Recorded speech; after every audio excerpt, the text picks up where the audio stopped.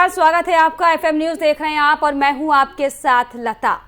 Bulletin की शुरुआत करेंगे इस वक्त की बड़ी खबर के साथ। जी हां, उत्तर प्रदेश के मुखिया यानी कि सीएम योगी आदित्यनाथ आज हालांकि 3 दिवसीय उत्तराखंड के दौरे पर हैं और इस दौरान कई कार्यक्रमों में सीएम योगी हिस्सा लेने वाले हैं। आपको बता दें कि सीएम योगी ने अपने दौरे के पहले दिन अपने गृह क्षेत्र यमकेश्वर वो पहुंचे थे, जहां पर योगी जी ने गुरु गोरखनाथ महाविद्यालय मिथियानी का दौरा किया और अपनी माता का भी आशीर्वाद लिया। वहीं आज सीएम योगी लगभग 11 बजे के बाद अपने छोटे भाई के बेटे के मुंडन में शामिल होंगे और साथ ही साथ सीएम योगी 5 मई के दिन अपने दौरे के अंतिम दिन आपको बताएं कि हरिद्वार में उत्तर प्रदेश पर्यटक निगम के भागीरथी पर्यटक आवास गृह का भी लोकार्पण करने वाले हैं। तो साफ तौर पर सीएम योगी 3 दिवसीय उत्तराखंड दौरे पर हैं। हालांकि तस्वीरें हमने देखी थी कि अपने माताजी से उन्होंने मुलाकात की थी, कई कार्यक्रमों में वो हिस्सा लेने वाले हैं। तो 3 दिवसीय दौरे पर सीएम योगी हैं। आपको बता दें कि सीएम योगी ने अपने दौरे के पहले दिन अपने गृह क्षेत्र यमकेश्वर वो पहुंचे थे, जहां पर योगी ने गुरु गोरखनाथ महाविद्यालय मिथियानी का दौरा किया और अपनी माता का आशीर्वाद भी लिया। वहीं आज सीएम योगी अपने छोटे भाई के बेटे के मुंडन समारोह में भी शामिल होंगे। इसके अलावा सीएम योगी 5 मई को यानी कि अपने दौरे के अंतिम दिन हरिद्वार में उत्तर प्रदेश पर्यटक निगम के भागीरथी पर्यटक आवास गृह का भी लोकार्पण करने वाले हैं। तो कई कार्यक्रम सीएम योगी के दौरे के दौरान हालांकि रखे गए हैं। 3 दिवसीय दौरे पर सीएम योगी हैं, जिसमें उत्तराखंड के मुख्यमंत्री पुष्कर सिंह धामी ने भी उनके साथ कई कार्यक्रमों में हालांकि हिस्सा लिया और आज मुंडन कार्यक्रम में सीएम योगी शामिल होने वाले हैं। इसके अलावा कई जगह पर लोकार्पण का भी कार्यक्रम रखा गया है, जिसमें सीएम योगी आदित्यनाथ शामिल होने वाले हैं।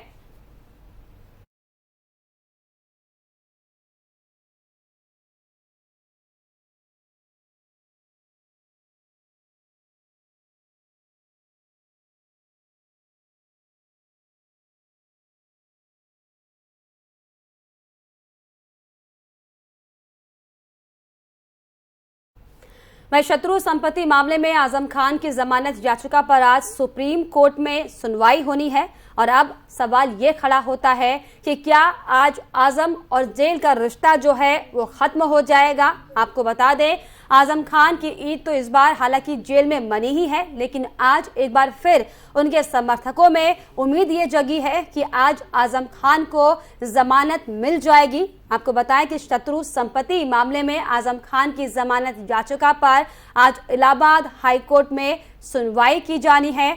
ये भी साथ ही आपको बता दें कि साल 2019 में सांसद बनने से लेकर अब तक आजम खान के खिलाफ कुल 72 मामले दर्ज हैं। इनमें से 71 मामलों में उन्हें जमानत मिल चुकी है। सिर्फ एक मामला शत्रु संपत्ति का रह गया है और इसी मामले को लेकर आज इलाहाबाद हाईकोर्ट में सुनवाई होनी है।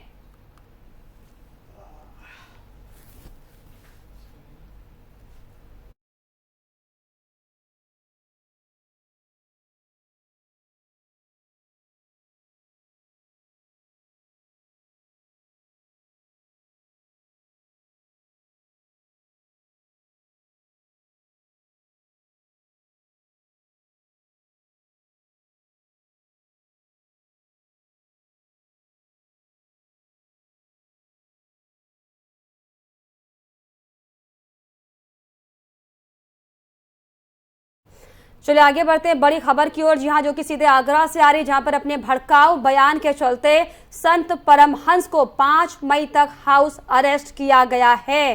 बीते दिनों ताजमहल का दीदार करने आए संत परमहंस को ताजमहल में घुसने से रोक दिया गया था, जिसके बाद आपको बताएं कि परमहंस आचार्य ने एक विवादित बयान दिया था। उन्होंने साफ तौर पर सभी से 5 मई को करीब 10 बजे ताजमहल के सामने एकत्रित होने की अपील की थी और ये कहा था कि 5 मई को ताजमहल के सामने भगवान शिव की प्राण प्रतिष्ठा करेंगे, जिसके बाद से प्रदेश प्रशासन काफी सचेत हो गया था। और इस दौरान आपको ये भी बताते चले कि किसी भी तरह की हिंसक झड़प दोबारा नहीं हो, इसीलिए संत परमहंस को आगरा के कीठम स्थित अतिथि गृह में हाउस अरेस्ट पर रखा गया है, जिसके बाद से परमहंस आचार्य खाना पीना त्याग अनशन पर बैठ गए हैं। वहीं आगरा में पुलिस प्रशासन काफी अलर्ट मोड पर है और साथ ही साथ सुरक्षा के मद्देनजर कीठम में भारी पुलिस बल को भी तैनात किया गया है। तो बड़ी खबर आपको बता रहे, जी हाँ,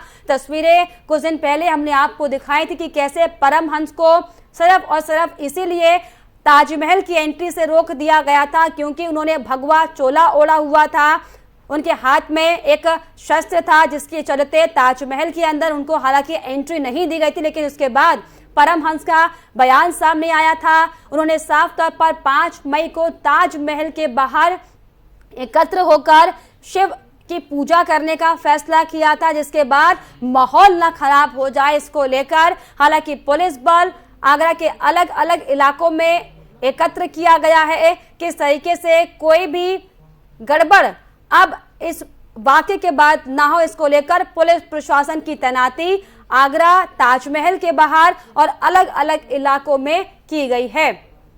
तो लगातार ताजमहल पर धर्म संसद को लेकर किस तरीके से खबरें आई थी हमने देखा था, लेकिन अब परमहंस को हाउस अरेस्ट पर रखा गया है ताकि किसी भी तरह की कोई प्रतिक्रिया अब सामने ना आए। जो वाक्य हमने ताजमहल के बाहर देखा था उसको लेकर अब जो विवाद है वो और ज्यादा ना बढ़े, इसको लेकर आगरा जो प्रशासन है वो पूरी तरीके से एक्टिव मोड पर है। और इसी कड़ी में हालांकि 5 मई को ताजमहल के बाहर इकट्ठा होने की अपील परमहंस की ओर से की गई थी, लेकिन आज यानी कि 4 मई के दिन ही जो सुरक्षा के इंतजाम है वो चाक चौबंद किए गए हैं ताकि किसी भी तरीके से माहौल खराब ना होने पाए।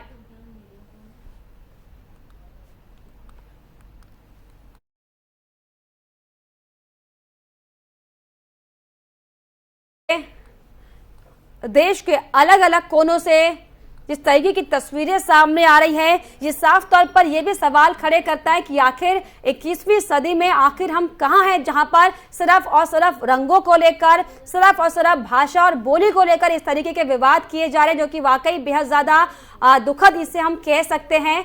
लेकिन जो वाकया ताजमहल के बाहर हुआ उसको लेकर अब इसको लेकर माहौल ना खराब हो, इसकी पूरी तरीके से जो कोशिश है वो आगरा पुलिस की ओर से और आगरा प्रशासन की ओर से की जा रही है।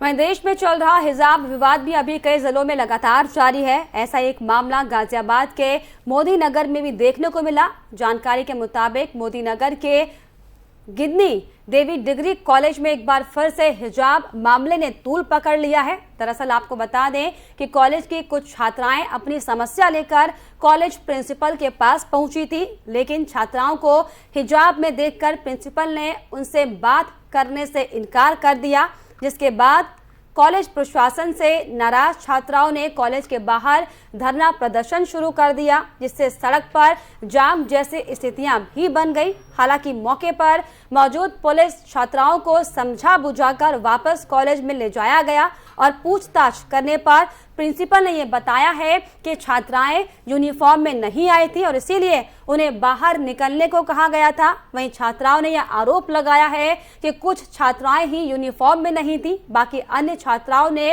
हिजाब लगा रखा था, जिसकी वजह से प्रिंसिपल ने उन्हें बाहर निकाल दिया। वहीं आपको बताएं कि प्रदेश में हिजाब विवाद में एक बार फिर गहमा गहमी का माहौल शुरू होता नजर आ रहा है।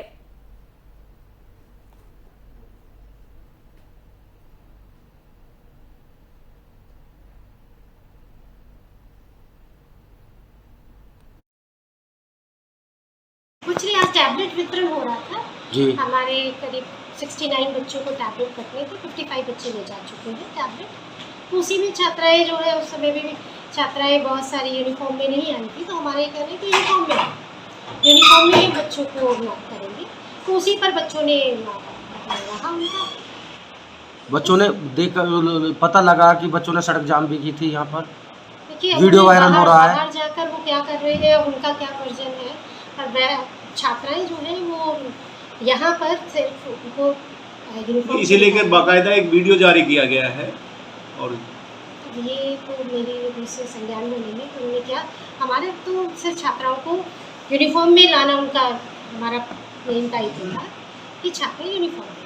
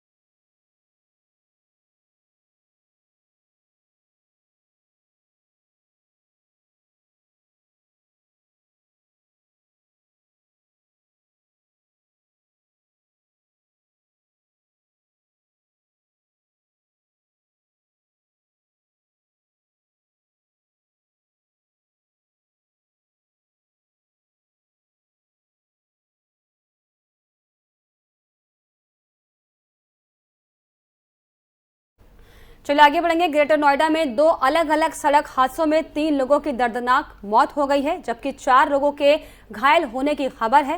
प्रदेश में एक बार फिर तेज रफ्तार ने लोगों की हंसती खेलती जिंदगी को अपनी चपेट में ले लिया है और हाल ही में लापरवाही ने ग्रेटर नोएडा में 2 अलग सड़क दुर्घटनाओं को अंजाम दिया। पहली दुर्घटना आपको बताएं कि ईस्टर्न पेरीफेरल हाईवे पर उस समय हुई जब फरीदाबाद से लौट रहे मां बेटे की कार को रॉन्ग साइड आ रहे ट्रैक्टर ने जोरदार टक्कर मार दी। जानकारी के अनुसार बेटा अपनी मां का इलाज कराकर वापस लौट रहा था। इस दौरान रॉन्ग साइड से आ रहे तेज रफ्तार ट्रैक्टर और कार की जबरदस्त भिड़ंत हो गई, जिसमें कार सवार मां बेटे की मौके पर ही मौत हो गई है और इसके अलावा ट्रैक्टर पर सवार 2 लोग गंभीर रूप से घायल हो गए हैं, जिसके बाद मौके पर पहुंची पुलिस ने घायलों को अस्पताल में भर्ती कराकर मृतकों का शव पोस्टमार्टम के लिए भेज दिया है। वहीं आपको ये भी बता दें कि अट्टा के गुजरात गांव के पास सामने से आ रही 2 ट्रकों की भी जबरदस्त भिड़ंत हुई है, जिसमें एक ट्रक चालक की मौके पर मौत हो गई और 2 लोग गंभीर रूप से घायल हो गए हैं। घटना को अंजाम देने के बाद दूसरा ट्रक ड्राइवर मौके से फरार चल रहा है और सूचना मिलने के बाद घटनास्थल पर पहुंची पुलिस ने घायलों को अस्पताल में भर्ती भी करा दिया है और आगे की जांच में पुलिस हालांकि जुटी है। साथ ही साथ अब आए दिन बढ़ रहे सड़क हादसों के चलते प्रशासन कई सवाल हालांकि प्रशासन पर उठ रहे हैं। अब देखना हालांकि ये होगा कि हादसों की आंकड़ों में जो लगातार बढ़ोतरी हो रही है, इस पर आखिर कब रफ्तार जो है वो थमती है। तो लगातार जिस तरीके से एक के बाद एक बड़े सड़क हादसे सामने आ रहे हैं, लेकिन अब जो एक बार फिर से सड़क हादसा हुआ है, ये अपने आप में कई सवालों को खड़ा करता है। उस पर खास जानकारी के लिए ग्रेटर नोएडा से हमारे सहयोगी ताहिर सैफी जुड़ गए हैं। जी ताहिर, जिस तरीके से एक के बाद एक लगातार उत्तर प्रदेश में हादसों की तस्वीरें सामने आ रही हैं, हालांकि प्रशासन पर बड़े सवाल इस पर खड़े हो रहे हैं कि आखिर क्यों बार बार सड़क हादसे लगातार हो रहे हैं। क्या निगरानी इस पर नहीं की जा रही है? क्या ट्रैफिक पुलिस सड़कों पर नहीं खड़ी है?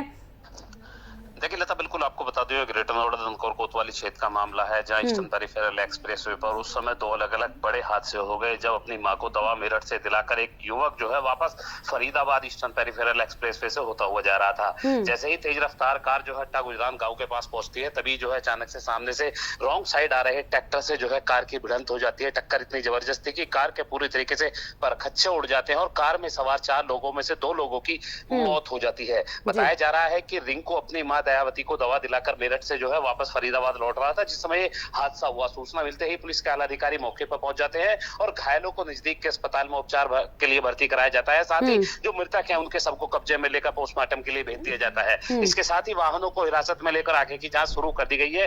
दूसरा हादसा भी जो है अट्टा गुजरान के पास का ही है, जहां पर जो एक तेज रफ्तार ट्रक ने जो है दूसरे ट्रक को टक्कर मार दी। टक्कर जबरदस्त थी, मौके पर ही जो है ट्रक चालक की जो है मौत हो जाती है, जबकि दूसरा शख्स गंभीर रूप से घायल हो जाता है। पूरे मामले में जो है 3 लोगों की दर्दनाक मौत हो चुकी है, 4 लोग गंभीर रूप से घायल हैं, जिनका अस्पताल में जो उपचार चल रहा है। डॉक्टरों से मेरी बात हुई है, डॉक्टरों का कहना है कि 2 लोगों को गंभीर अवस्था में दिल्ली के ट्रामा सेंटर जो है रेफर कर दिया गया है, ताकि उचित इंतजाम जो है इनका जो है उपचार जो है किया जा सके। लेकिन देखने वाली बात यह है कि लगातार नोएडा और ग्रेटर नोएडा में एक के बाद एक सड़क हादसे हो रहे हैं और उन सड़क हादसों में सबसे प्रमुखता से देखने वाली बात यह निकल कर आती है कि तेज रफ्तार के चलते हादसों की संख्या जो है बढ़ रही है, लेकिन उसके बावजूद भी कई जगह ट्रैफिक कंट्रोल के जो है सिस्टम लगाए गए हैं, उसके साथ ही ट्रैफिक पुलिस को तैनात किया जाता है, लेकिन उसके बावजूद भी तेज रफ्तार से चलने वाले जो लोग हैं वो अपनी रफ्तार पर लगाम नहीं लग पाते, जिसकी वजह से बिल्कुल वाकई जो तेज रफ्तार से चलने वाले लोग हैं वो अपनी रफ्तार पर लगाम नहीं लगा रहे हैं। हालांकि हादसा कितना भयंकर है, तस्वीरों में हम साफ तौर पर देख पा रहे हैं कि कितनी बुरी तरीके से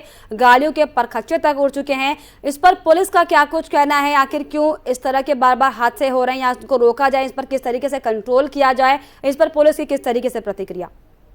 देखिए, पुलिस के आला अधिकारियों से मेरी बात हुई है। पुलिस के आला अधिकारियों का कहना है कि पूरे मामले की जांच की जा रही है, साथ ही जो रॉन्ग साइड ट्रैक्टर चालक आ रहा था उसके खिलाफ कार्रवाई करने की बात कही है। लेकिन बड़ा सवाल खड़ा होता है कि पेरिफेरल पर निर्धारित तय रफ्तार जो है डिसाइड की हुई है, उसके बावजूद भी लोग तेज रफ्तार से चलते हैं। पेरिफेरल के साथ साथ अगर दूसरे एक्सप्रेस वे की बात की जाए या फिर जर्नल रोड की बात की जाए तो उन पर भी लोग जो है तेज रफ्तार से वाहन चलाते हुए नजर आते हैं। हालांकि पुलिस के आला अधिकारियों का कहना है कि ऐसे लोगों के खिलाफ जो है चालान की जो है कार्रवाई की जा रही है और अगर दोबारा चालान की जाता है तो उनके लाइसेंस रद्द करने की प्रक्रिया की जाती है। लेकिन जमीनी स्तर पर जो है कार्रवाई होती हुई नजर नहीं आती, जिसका फायदा तेज रफ्तार से चलने वाले जो वाहन चालक हैं वो उठाते हुए नजर आते हैं और हादसों की संख्या को बढ़ावा देते हुए नजर आते हैं। वाकई बिल्कुल वाकई इसका फायदा उठाते हैं, लेकिन हादसों का शिकार उन्हें होना पड़ता है, जो कि वाकई बेहद दुखद है। लेकिन फिलहाल पुलिस को प्रशासन को भी इस पर कुछ करना होगा। बहुत शुक्रिया आपका सैफी जी, तमाम जानकारी के लिए, तमाम बातचीत के लिए। तो लगातार जिस तरीके से एक के बाद एक कई सड़क हादसे नोएडा, ग्रेटर नोएडा में लगातार सामने आ रहे हैं, सवाल बार बार ये खड़ा होता है कि आखिर क्यों इस तरीके से जब रफ्तारों पर भी कंट्रोल लगाया गया है तो आखिर क्यों नहीं जो तमाम चालक हैं वो सीमित गति से चलते हैं, और अगर सीमित गति से नहीं चलते तो पुलिस प्रशासन उन पर बड़ी कार्रवाई क्यों नहीं करती है।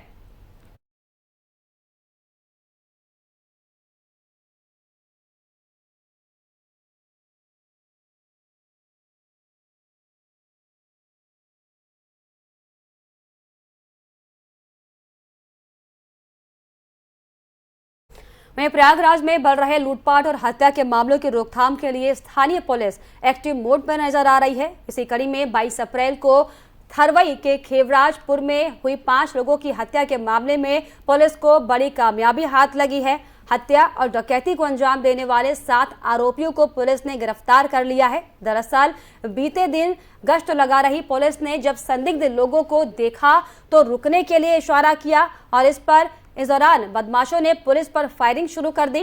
वहीं पुलिस की तरफ से की गई जवाबी फायरिंग में गोली लगने से 3 बदमाश हालांकि घायल हो गए हैं। वहीं मुठभेड़ के दौरान पुलिस ने 7 बदमाशों को गिरफ्तार किया है और घायल हुए तीनों आरोपियों को जिला अस्पताल में भर्ती करा दिया गया है। वहीं जानकारी के अनुसार ये सभी बदमाश सामूहिक हत्याकांड में शामिल थे। पूछताछ के दौरान आरोपियों ने खेवराजपुर में हुई हत्याकांड को अंजाम देना कबूल किया है। वहीं एसएसपी ने बदमाशों को दबोचने वाली टीम को 1 लाख रुपए का इनाम देने की घोषणा की है। तो लगातार जिस तरीके से पुलिस और बदमाशों में मुठभेड़ की तस्वीरें सामने आती रही हैं, पुलिस और बदमाशों के बीच मुठभेड़ ये हुई है। खेवराजपुर हत्याकांड के सभी आरोपी हैं जो इस हत्याकांड में शामिल थे, जिसमें कई लोगों को पुलिस ने गिरफ्तार किया है। हालांकि 3 बदमाश जो घायल हुए हैं उन्हें इलाज के लिए अस्पताल में भर्ती कराया गया है। हालांकि पहले पुलिस ने इशारों से ही बदमाशों को रुकने के लिए कहा, लेकिन जवाबी कार्रवाई में बदमाशों की ओर से जब फायरिंग की गई तो साफ तौर पर पुलिस और बदमाशों के बीच ये बड़ी मुठभेड़ हुई है, जिसमें 7 लोगों को गिरफ्तार किया जा चुका है। इसके अलावा 3 आरोपी जो घायल हैं उन्हें अस्पताल में इलाज के लिए भर्ती किया गया है।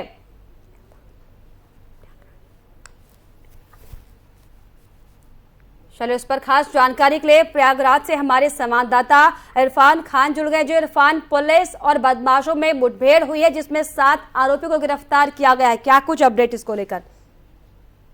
जी बिल्कुल, बता दें कि प्रयागराज में आए दिन जो लगातार हत्याएं हो रही हैं उस पर पुलिस लगातार उसके बाद से पुलिस एक्शन मोड में आई है, जिसके बाद थाना सरवरी क्षेत्र अंतर्गत अंतर्राज्यीय कुख्यात जो अपराधी है उनका जो है उनके गैंग का फंदाफोड़ हुआ है, जिससे 3 दुर्दांत बदमाश जो है वो मुठभेड़ में उनको गोली लगी है, जिसके बाद उन्हें गिरफ्तार कर लिया। उसके साथ ही 4 लोगों को गिरफ्तार किया गया, जिसके बाद पुलिस लगातार पूछताछ कर रही है। बता दें कि प्रयागराज में जिस तरीके से लगातार हत्याएं हो रही हैं उसको लेकर काफी चर्चाएं बनी हुई कि आखिर प्रयागराज पुलिस आखिर क्या कर रही है, जिसके बाद पैसा न्यूज ने लगातार प्रमुखता से खबर कराई थी और इसके बाद प्रयागराज पुलिस एक्शन में आई थी। जी, वाकई खेवराजपुर हत्याकांड में सभी बदमाश जो हैं वो शामिल थे। क्या जो 7 आरोपी गिरफ्तार किए गए हैं पुलिस उनसे लगातार पूछताछ कर रही है, क्या कुछ जानकारी बदमाशों की ओर से? जी बिल्कुल, बता दें कि पूछताछ के दौरान उन्होंने बताया कि 21 या 22 नवंबर को वो एक घटना को अंजाम दी जिसमें 4 लोगों की हत्या की थी, उसको भी उन्होंने कबूल लिया है। प्रयागराज पुलिस लगातार ऐसे अपराधियों की तलाश कर रही है जो लगातार हत्या, लूटपाट, डकैती में शामिल है। उन पर नजर बढ़ाने के मुखबिर के द्वारा ये जा रहे थे, उन्होंने मुखबिर लगा के चेकिंग के दौरान ये मुठभेड़ हुई है। इसके बाद 3 लोग घायल हुए हैं और टोटल जो है 7 लोगों की गिरफ्तारी हुई है। प्रयागराज पुलिस लगातार ऐसे लोगों पर कार्रवाई कर रही है जो कुख्यात बदमाश रह चुके हैं। चलिए, लगातार जो पुलिस है इन मुठभेड़ में लगातार जो बदमाश है जो भागने की कोशिश कर रहे हैं उन्हें पकड़कर गिरफ्तार हालांकि किया जा रहा है, उनके खिलाफ कार्रवाई लगातार की जा रही है। बहुत शुक्रिया आपका इरफान, तमाम जानकारी के लिए, तमाम बातचीत के लिए। तो एक के बाद एक अपराधियों की धरपकड़ उत्तर प्रदेश की पुलिस कर रही है, जिसका नतीजा हालांकि बदमाश भागने की कोशिश जरूर कर रहे हो, लेकिन पुलिस उन्हें पकड़कर उन्हें गिरफ्तार कर रही है और उनके खिलाफ तमाम कार्रवाइयां भी की जा रही है।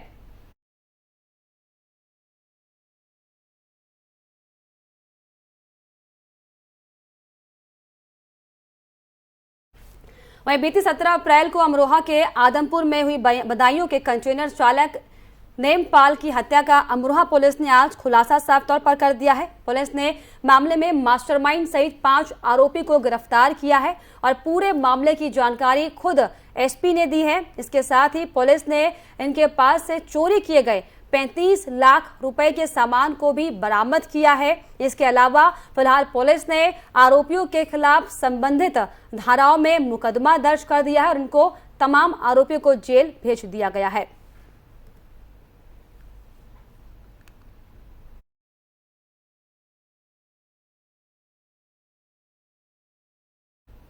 और इसी के साथ इस बुलेटिन में फिलहाल इतना ही। देश और दुनिया की तमाम छोटी बड़ी खबरों के लिए आप देखते रहिए FM न्यूज। नमस्कार।